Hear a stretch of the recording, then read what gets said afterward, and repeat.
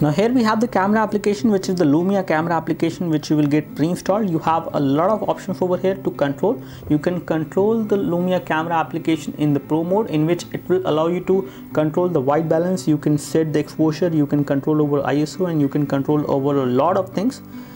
As of now, we are going to use it in auto mode. That is what a normal consumer would do. So let me just take the photo. When it comes to tap to focus, it is supported on this device, and automatic focus is also there.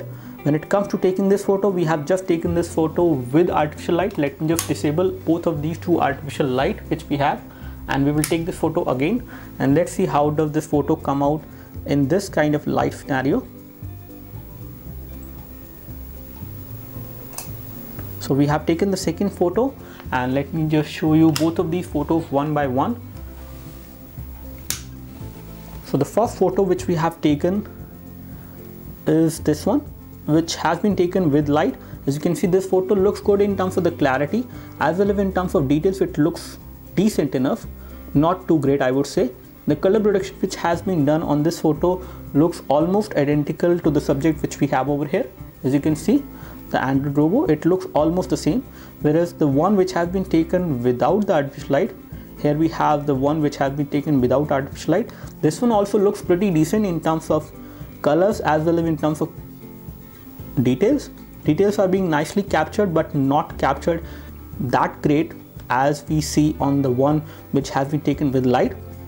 So the camera performance of this device, as far as the rear 5 megapixel camera is concerned, is pretty good in low light as well as with artificial light, and in daylight you will get a very good performance as far as camera is concerned, which we have at the back. For the front camera, let me just take a photo from the front camera as well. One thing which is a kind of a disappointing thing is that you cannot record high definition video from the rear camera or from the front camera. Both of them allow you to record video in VGA resolution, which is definitely disappointing. Let's take a look over the front camera quality, and for that we will just go over here and select front facing camera. And this is how the front facing camera will look like.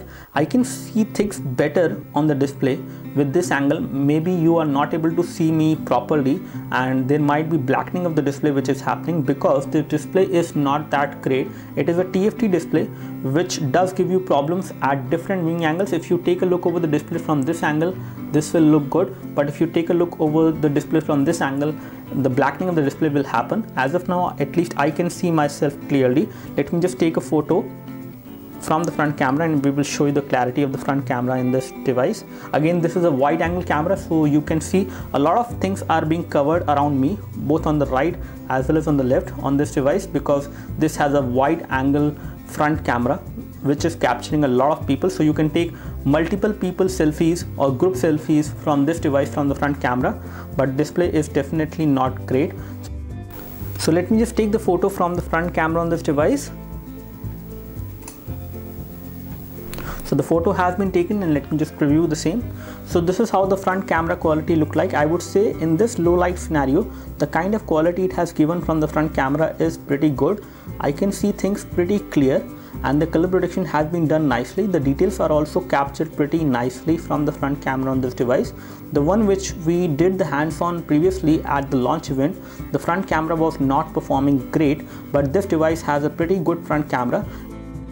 So as you can see, we have enabled the front camera on this device, and this is how the view will look like from the front camera. It has a 5 megapixel front camera, which is a wide angle camera, so it can cover a lot of things both on your right as well as on your left. So in case you would like to take group selfies, you can have much more people in the front camera selfie photos, and it can cover a lot of people because of the wide angle front camera.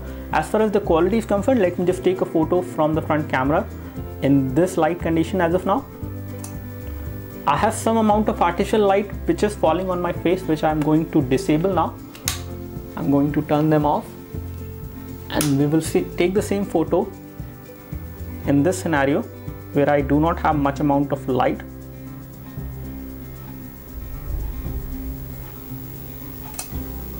So I've taken both of these photos. So this is the first photo which we captured from the front camera. As you can see in this photo, I can see myself clear and details are also captured nicely, as we have good amount of artificial light falling on my face in this particular photo, but the one which has been captured without those artificial light. So this is the kind of quality you can expect from this device when you take a photo from the front camera in low light scenarios. So still I would say the performance is decent enough, but this display is not doing a pretty good job to actually show this photo. This photo is actually better in terms of details. It is pretty nice, not that great, but in terms of colors as well, it is better as compared to some of the devices which has a 5 megapixel front camera. This photo which we have in low light is slightly better than those, but the display is not that great to show the clarity to that great extent. I would say the front camera is doing a pretty good job both in low light as well as in artificial light, and in daylight it can do a very good job. So in low light, the kind of photos I can see from the front camera which has been captured